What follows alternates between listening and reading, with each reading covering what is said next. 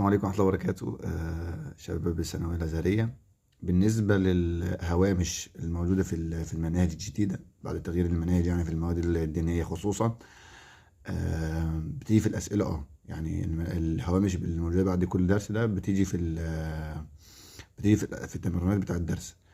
طيب، ومعنى كده ان هي هتيجي في الامتحان، فيعني حاول تركز في الهوامش دي. انا كنت بفكر ان شاء الله اعمل بلاي ليست كده على التغييرات في المناهج، التغيرات اللي حصلت يعني 2025 السنة اللي احنا فيها دي. ولكن الوقت للأسف يعني، بس إن شاء الله هحاول أعمل بلاي ليست كاملة بتكلم فيها عن التغيرات ديت والهوامش والأسئلة اللي بتجيبها حوالين الهوامش يعني. بس قبل كده ما كانش في حاجة اسمها هوامش بتيجي في الامتحان.